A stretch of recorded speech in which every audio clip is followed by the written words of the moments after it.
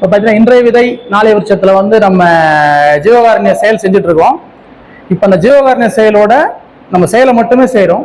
அந்த செயலை செய்து ஏற்பட்ட அனுபவத்தை நம்ம இப்போ இங்கே ஷேர் பண்ணிக்க போகிறோம். இப்போ நம்ம இதில் எல்லாம் இப்போ இருக்கிற நீங்கள் எல்லாரும் பார்த்தீங்கன்னா இந்த இன்றைய விதை நாளைய விருட்சத்தை செயலை செஞ்ச நண்பர் எல்லாரும் வந்து கருணையான செயலை செஞ்ச நண்பர் தான் இருக்கிறீங்க. ஆனால் அந்த செயலை செய்கிறோம், நம்ம எந்த அளவுக்கு நம்ம இந்த அனுபவத்தை பெறுறோம், நம்ம எப்படி அந்த அனுபவத்தை நம்ம பெறும்போது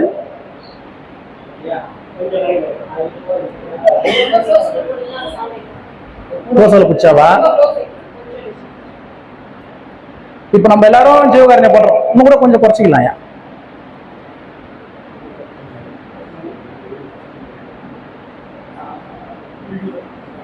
அருட்பெரும் ஜோதி அருட்பெரும் ஜோதி தனி பெரும் கேக்குதுங்களா? இப்ப நம்ம இந்த செயலை செய்யறோம். இந்த செயலை செய்து நம்ம என்ன அனுபவத்தை பெற்றுன்னு வரோம் அப்படின்றத கொஞ்சம் எல்லாரும் உத்து நோக்கும். நம்மளோட விஷயம் என்னன்னா, எல்லாருமே கருணையான செயல் செய்தா என்ன அளவுக்கு மாற்றம் வரும்ன்றத இங்க யாருக்குமே தெரிய மாட்டேங்குது. எல்லாருன்னா உலகில சார்ந்து அதை சேர்த்து பாக்குறாங்க. நாங்கள் உலகில் இருக்கிறோம், எங்களுக்கு ஒரு சந்தோஷம் வரணும், எங்களுக்கு ஒரு நன்மை நடக்கணும் அப்படின்ற ஒரு விஷயம் இருக்கும் எனக்கு. அப்படின்ற ஒரு எண்ணம் இருக்குது. இது இந்த உலகிலெல்லாம் தாண்டிய ஒரு செயல். இது இந்த கருணைன்ற செயல் வந்து பாத்தீங்கன்னா இந்த உலக தரத்தை தாண்டி ஒரு விஷயத்தை சிந்திக்கக்கூடியதும், ஒரு பெரிய ஒரு அனுபவம் வரக்கூடியதும், ஒரு பெரிய அறிவு வரக்கூடியதும், ஒரு பெரிய தன்னம்பிக்கை வரக்கூடிய செயல் தான் கருணையான செயல். நம்ம எல்லாரும் அந்த கருணையான செயலுக்கு ஒரு சின்ன ஒரு விஷயமா வச்சுட்டோம். நம்மளுக்கு அதை செஞ்சா புண்ணியம், நம்மளுக்கு நன்மை நடக்கும் அப்படின்ற மாதிரி, நம்ம பாவம் போயிடும், இந்த மாதிரி ஒரு எண்ணம் இருக்குது நம்ம எல்லாருக்கும். அதனால என்னன்னா முடிஞ்சவங்க செய்யறாங்க, முடியாதவங்க நார்மல் இருக்கிறாங்க. ஆனா இந்த செயலை செய்தா இந்த வாழ்க்கையின் முடிவுக்கே உனக்கு ஒரு விளக்கம் கிடைக்கும். இந்த வாழ்க்கைன்னா என்னன்றதுக்கான ஒரு பெரிய, ஏன்னா வாழ்க்கைன்றது இங்க எல்லாருக்கும் ஒரு பெரிய விஷயம். நம்ம ஏன் பிறந்தோம்னு தெரியல, எதுக்கு நம்ம வளர்றோம்னு தெரியல, எதுக்கு நம்ம வாழ்றோம்னு தெரியல. உண்மைதானே? இங்க எல்லாருக்குமே அந்த கேள்வி இருக்குது. நான் ஏன் பிறந்தேன்னு தெரியல. இதை கேட்டா பழக்கமா வருது, எல்லாரும் பண்றாங்க, நானும் பிறந்துட்டேன். இந்த விஷயம் பிறந்தவங்க நம்மளுக்கு உலக தோணும். நம்ம இந்த பூமியோடயே இருக்கிற மாதிரி என்ன இருக்குது எல்லாருக்கிட்டையும். எப்பவுமே நம்ம இறக்க மாட்டோம்ன்ற எண்ணம் இருக்குது எல்லாருக்கிட்டையும் இருக்குது. அதனாலதான் நீங்க எல்லாரும் ஒரு நாள் அதை லைஃபை மூவ் பண்ணுறீங்க. ஆனா உண்மையிலே பாத்தீங்கன்னா இறந்துருவோம் உங்க எல்லாருக்கும் தெரியும். ஆனா உள்ளார்ல இருக்குது. ஆனா உண்மையில உள்ள ஒரு விஷயம் இருக்குது பாத்தீங்கன்னா, நான் இறக்கவே மாட்டேன், எனக்கு எதுவுமே ஆகாது, நான் தான் இந்த இடம், நான் இங்கேயே எத்தனை வருஷமா இருந்துக்கிறேன், எப்பயும் நான் போதும் அப்படி என்ன இருக்குது எல்லாருக்கிட்டையும் இருக்குதா இல்லையா? இந்த எண்ணம் இயல்பா எல்லாருக்கிட்டையுமே இருக்கும். ஏன் இருக்குதுன்னா உண்மைதான். நம்ம எல்லாருமே இந்த இது எப்போ ஸ்டார்டட் ஆயிடுச்சோ அப்பையில இருந்து நம்ம உருவாகி வந்து இருக்கிறோம். அப்ப என்னன்னா ஒரு பொருளா, இப்ப லைட்டு சவுண்டா, அது அப்படியே காலங்கள் போக போக எத்தனை கோடி யுகங்கள் தாண்டி தாண்டி தாண்டி வர நம்ம இந்த மாற்றத்தை வந்துருவோம்.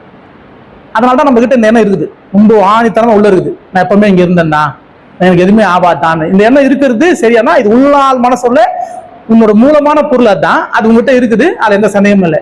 ஆனா ஒரு காலகட்டங்கள் போகும்போது இல்லை எனக்கு முதுமை வரும், எனக்கு வயசு மரணம் வரும், எல்லாருமே தெரியும். அப்ப இது உள்ள ஏற்கனவே எனக்கு இருந்தது பொய்யா, இல்ல இப்ப நடக்கிறது பொய்யா? உண்மைதானே? இப்ப ஏற்கனவே எனக்குள்ள எண்ணம் இருக்குது, நான் பிறந்தனே தோணுது, நான் இந்த பூமியில தான் இருக்கிறேன், எனக்கு எதுவுமே ஆகாது, எப்பவுமே நான் இருப்பேன்ற எண்ணம் இருக்குது, அது பொய்யா? இல்ல நான் இங்க இறந்து போறேனே, நான் இல்லாம போறேனே, அப்ப இது பொய்யா? இந்த ரெண்டு விஷயம் இருக்குது நம்ம கிட்ட. இந்த ரெண்டு விஷயத்துக்கான கேள்வியே, இந்த கேள்விக்கான பதில் கிடைக்கணும்னா நம்ம பிறரோட வழியை நம்ம வழியை எண்ணும் போது மட்டும்தான் அந்த விஷயத்தை புரிஞ்சுக்க முடியும். ஏன்னா அதுக்குள்ளதான் இருக்குது. இப்ப அதுக்கு பேர் தான் அந்த வலின்னு வச்சிருக்காரு. எதுக்கு அதுக்கு பேர் வலின்னு வச்சுன்னா, வலி வழி ரெண்டுமே அதுக்குள்ளதான். அந்த பேருக்குள்ள ரெண்டு அடக்கமும் உண்டு. ஆனா இந்த ஒரு விஷயத்த நம்ம அறியணும்னா நம்ம பிறர் வழியை நம்ம வழியா உணரும் போது மட்டும் தான் அதை அறிய முடியும். உண்மைதானே? இப்ப நம்ம கிட்ட பாருங்க, சாதாரணமா நம்ம கண்ணுல இருந்து கண்ணீர் வருமானம் வராது. ஒண்ணு நம்மளுக்கு வலி வந்தா வரும், இல்ல நம்மள சார்ந்ததுக்கு வலி வந்தா வரும், இல்ல பிறருக்கு யாருக்குன்னா வலி இருந்தா நம்ம கிட்ட கண்ணீர் வரும். இப்ப அந்த கண்ணீர் வரதுக்கு காரணம் என்ன? வலி.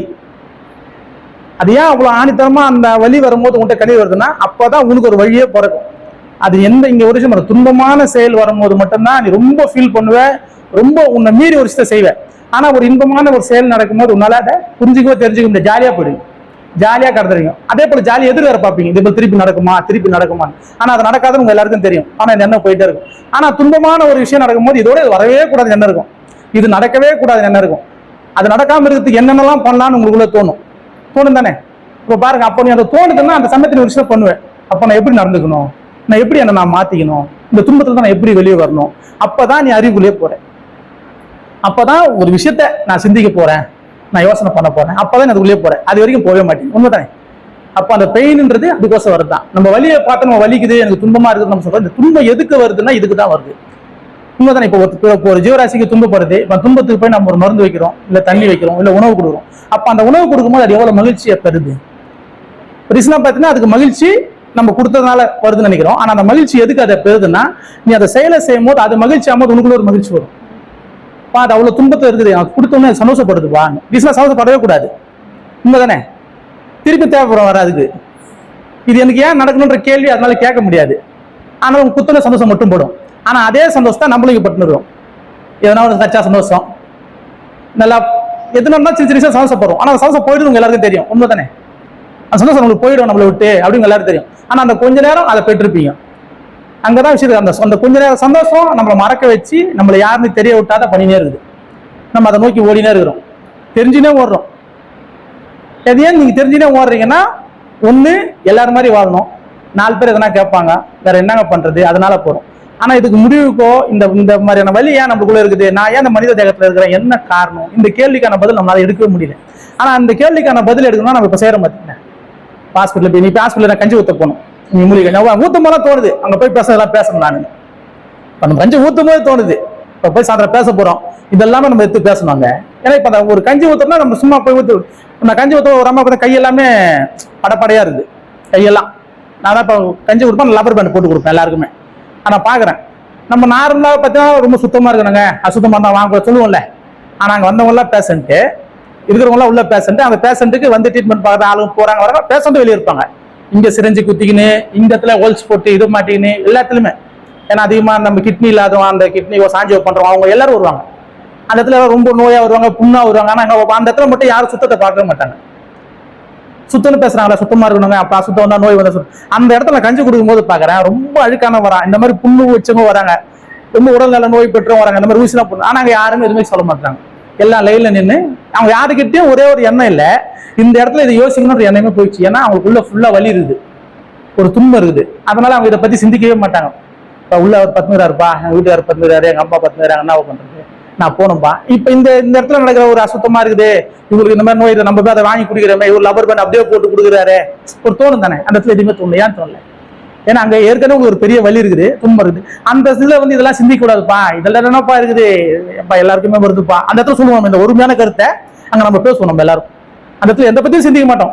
ஒண்ணே வாங்கணுமா, போய் குத்துலாம்பா, போலாம்பா, எல்லாருக்கும் எங்க வீட்டுல தான்ப்பா இருக்கு அப்படின்னு சொல்லி ஒத்துமையோட ஒரு உறவான செயல் அங்க செஞ்சுட்டு நம்ம நடந்து போறோம். இனி அதான் நடந்து நான் பார்த்தேன். அந்த இடத்துல மட்டும் எப்படி அந்த ஒத்துமை, அதுவே நம்ம நல்லா இருந்துட்டு வச்சுங்க, ரொம்ப பார்ப்போம், இது என்ன அழுக்காகிற மாதிரி இருக்குது, இவங்க ஒரு நம்ம இப்ப வந்துருமோ, தேவையில்லாத எண்ணங்கள் தோணி பிரிஞ்சு வருவோம் நம்ம. ஆனா இந்த வந்து துன்பமான செயல், ஒரு வலியான செயல் நம்ம வீட்டுல ஏதாவது நடந்துச்சு, துன்பம் இருக்கும், அந்த இடத்துல எந்த யோசனை பண்ண மாட்டேன், எல்லாத்தையும் ஒருமையா பார்ப்பேன். உங்ககிட்ட வராத அன்பு வரும் அந்த இடத்துல, எந்த ஒரு சிந்தனையும் வராது. அந்த வலியை பத்தி சிந்தனை மட்டுமே உங்ககிட்ட இருக்கும். மத்த உன் மனசு என்னன்னா சொல்லிச்சு அது எல்லாமே போயிடும், உண்மைதானே?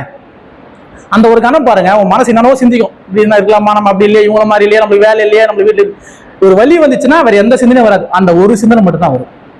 அப்ப எங்க போச்சு இந்த சிந்தனை எல்லாம்? அப்போ உனக்கு ஒரு ஏதாவது ஒரு துன்பம் வரும்போது உங்ககிட்ட எல்லாமே மற போயிட்டு அந்த ஒரு துன்பம் மட்டும் கையில வந்து நிக்குது. அப்ப அந்த துன்பத்துக்கு நீ சொல்யூஷன் சொல்லணும்னு ஆசைப்படுற, அதுக்கு எப்படி சொல்யூஷன் கிடைக்கும், என்ன ஓடினா இருக்கு. அந்த சொல்யூஷனை நீ துன்பமாக்கி நீ அதை பெறக்கூடாது. நீ இன்பமா இருக்கும் போது, நீ சந்தோஷமா இருக்கும் போது, நீ ஆரோக்கியமா இருக்கும் போது, பிறர் துன்பத்தை நோக்கி நீ பயணப்படும் போது, பிறர் துன்பத்தை நோக்கி இப்ப நம்ம போறோம் பண்றோம். இப்ப நான் இவ்வளவு யோசனை பண்றப்ப ஏன்னா ஃப்ரீயா இருக்கிறேன், எனக்கு எந்த இதுவும் இல்லை, நல்லா சந்தோஷமா இருக்கிறேன், ஜாலியா இருக்கிறேன், நல்லா வேலைக்கு போற, கைக்கு நல்லா இருக்கும். நாங்க ஊத்தும் போது எல்லாத்தையும் யோசனை பண்றேன், நீ செய்யும் போது இவ்வளவு நடக்குது, என்ன நடக்குது. இப்ப அந்த இடத்துல ரொம்ப ஆழ்ந்து ஊன்றி அதை உத்து கவனிக்கும் போது என்னால பேச முடியாது, நல்லா பேசுறதுக்கான சூழல் உருவாகுது. அங்க எல்லாத்தையும் நான் பாக்குறேன். இப்ப இங்க எல்லாமே ஒரு கதையாவே ஓடுது. இன்னும் இவ்வளவு கடினமா நம்ம வாழ்றோமே, இந்த வாழ்க்கையை நம்ம ஏன் மாத்திக்க கூடாது, ஏன் இப்படி நம்ம இருக்கணுமா? அங்கேயே சண்டை வேற வருது, நீ லைன்ல வா, நீ ஏன் இப்படி வரல. அங்கேயும் ஒரு சில விஷயம் இதுவும் நடக்குது. ஏன் நடக்குது? உங்களோட குணங்கள் கொஞ்சம் வேறுபடும் போது அந்த மாற்றங்கள் தானா ஏற்பட்டு. இப்ப நம்ம இவ்வளவு துன்பத்துல இங்க வாழ்ந்தோம், இந்த துன்பம் நீங்கணும்னா நம்ம கருணையா இருக்கும் போது நம்மளுக்குள்ள பெரிய மாற்றம் வரும். நம்ம நல்லா இருக்கும் போது, ஆரோக்கியமா இருக்கும் போது, பிற உயிர்கிட்ட நம்ம அன்பா போகும்போது, அன்பு ஒண்ணு மட்டும்தான் நம்மள இருக்கிறதுல பெரிய பக்கத்துல கொண்டு போகும்.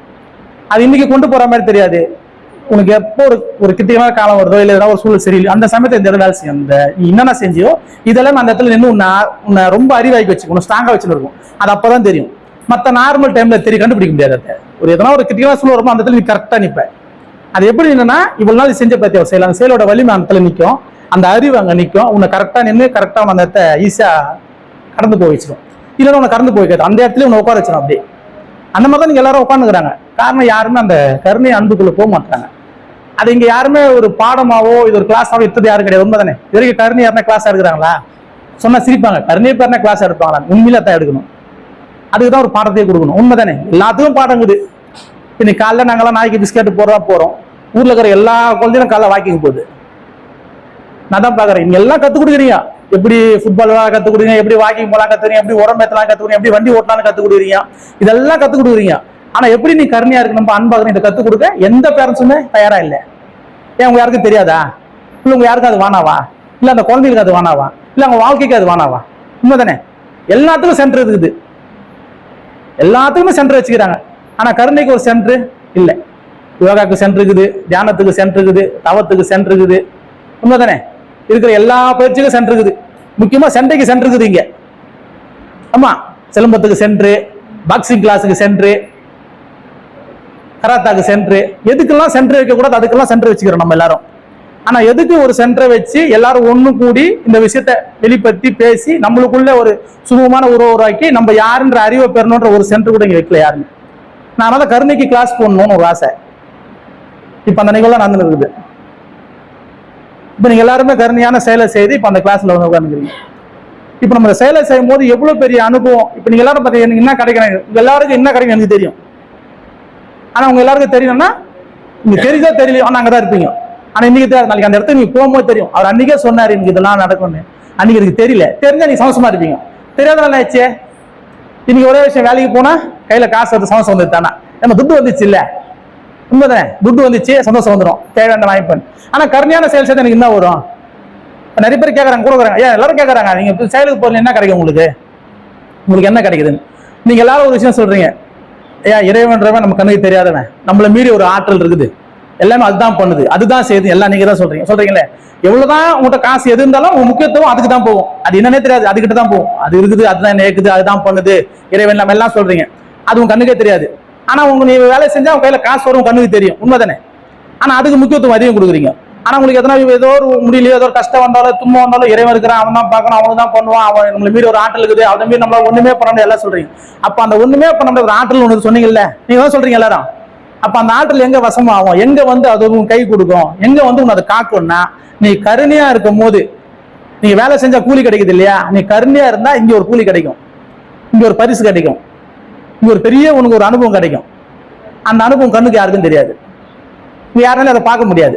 உண்மைதானே? இறைவனை பாக்குறீங்களா? இல்ல இல்ல, என்ன மீறி ஒரு தன்மை உங்களுக்கு யாரா தெரியுதா? தெரியல. ஆனா நீங்க இந்த செயலை செஞ்சீங்கன்னா அதை பார்க்கவே செய்யலாம், நேராவே அதை உணரவே செய்யலாம். இங்க எல்லாருக்கும் பெரிய நம்பிக்கை வரும், எதுவுமே நடக்காது அப்படின்னு நம்பிக்கை வரும். எது நடந்தாலும் நன்மைக்கு நடக்குதுன்ற சொல்ற அளவுக்கு உங்கள்கிட்ட ஒரு நம்பிக்கை வரும். இது போதாதா? இதுதான் உங்களுக்கு தெரியாத ஒரு விஷயம். உண்மைதானே? இதுதான் உங்களுக்கு தெரியலன்னு நீங்க எல்லாம் தேடுறீங்க. ஆனா இந்த செயலை நீங்க ஊன்றி செஞ்சீங்கன்னா நீங்க ஒரு வார்த்தை சொல்லலாம், எது நடந்தாலும் அது நன்மைக்கு மட்டுமே நடக்கும்னு சொல்ல முடியும். இதை விட வேற எதுவும் தெரிஞ்ச அவசியம் இருக்குதா? ஒண்ணுமே வேண்டாம். உண்மைதானே? எது நடந்தாலும் நன்மைக்கு தான் அப்படின்ற நீ தெரிஞ்சுப்பான்னா இதுக்கு மேல ஒரு அறிவு வருமா, இல்ல ஒரு பெரிய அனுபவம் வருமா? இந்த இடத்த பொறுத்தவரைக்கும் நான் சொல்றேன், இந்த உலகியல் வாழ்க்கையில நீங்க இதுக்கு மேல என்ன தெரியணுமா? அவசியம் இருக்குதா? கிடையவே கிடையாது. தெரியுமா? இப்ப இந்த மாதிரி இது இருக்கிறதுலே ஒரு பிக்கஸ்டான ஒரு பொருள், இருக்கிறதுல ஒரு பெரிய மூலமான ஒரு பொருள் உங்க கையில கொடுக்க போது, அது எது கொடுக்கும்? கருணைன்ற ஒரு செயல் மட்டும்தான் கொடுக்கும். அதுக்கிட்ட தகுதி இருக்குது. அது உங்க வேலை யாராலும் பார்க்க முடியாத ஒரு பொருள், அது ஒரு பொக்கிஷம், அது கையில பார்க்க முடியாது, தெரியாது, அது உணர மட்டுமே முடியும். அந்த உணர்வு நீங்க கருணைன்ற ஒரு உணர்வுக்குள்ள போகும்போது இந்த நிகழ்வு நடக்கும். ஏன்னா இன்னைக்கு சூழல்ல நீங்க கருணையான செயலை செய்யறதுக்கோ கருணையை பத்தி பேசுறதுக்கோ இன்னைக்கு எல்லாருமே குறைவா இருக்கும். மற்ற எல்லாத்தையும் பத்தி இங்க எல்லாரும் பேசுறதுக்கு ஆள் இருக்குது. எப்படி சண்டை போலான்னு ஆள் இருக்குது, எப்படி என்னத்தை காசு சம்பாதிக்கலான்னு ஆள் இருக்குது, இந்த மாதிரி எல்லா விதமான பயிற்சி கொடுத்து எல்லா விதமான ஆள் இருக்கிறாங்க. ஆனா கருணையை பேசுறதுக்கும் கருணையான செயலை செய்யறதுக்கு இங்க நிறைய என்ஜிஓஸ் எல்லாம் இருக்கிறாங்க. அந்த செயல் வந்து வெறும் உலகிலோட இருக்குது. எல்லாரும் உலகில் ஆமாங்க இந்த மாதிரி நல்லது செய்ய நல்லது அந்த மாதிரி இருக்குது. இது இப்படி ஆரம்பிச்ச ஒரு செயல் தான். இப்போ பறவைகளுக்கு தண்ணி வைக்கிறோம், நீர் வைக்கிறோம், நல்ல செயலாச்சு. அப்படி ஆரம்பிச்ச ஒரு செயல் நம்ம வாழ்க்கையோட முடிவுக்கே அறிவு கொடுக்கக்கூடிய செயல்ன்றது புரிஞ்சிச்சு. இதை வந்து வள்ளலார் தெளிவா போட்டிருப்பார். அறிவுநிலை தெளிந்தோருக்கு உயிரிறக்கமே கடல் வழிபாடு, மோட்ச வீட்டின் திறவுகோல் ஜீவகாரண்யமே. உனக்கு யோகம் தவம் உனக்கு ஒரு இறைத்தன்மை எட்டணும் அப்படின்னு நீ ஆசைப்படுற அப்படின்னா உனக்கு ஒரே ஒரு வழி, பிறர் வழியே உன் வழியா என்ன, அது ஒன்னே சாதனையா கொள்க, வேற எதையும் கொள்ளாதீங்க. ஏன் ஒரு அவ்வளவு ஆணித்தனமா அந்த வார்த்தையை சொல்றாருன்னா, அந்த வார்த்தைக்கு மேல வேற வார்த்தையும் கிடையாது, வேற எதுவுமே கிடையாது. அது சொன்ன வார்த்தை முடிவான வார்த்தை, அது இறுதியான வார்த்தை. அந்த வார்த்தைக்கு மேல வேற எதையும் திருப்பி சொல்லவே முடியாது. இதுதான் அதோட எண்டு. அந்த எண்டா பாயிண்ட் தான் இப்ப நம்ம சேர அந்த கருணையான செயல்.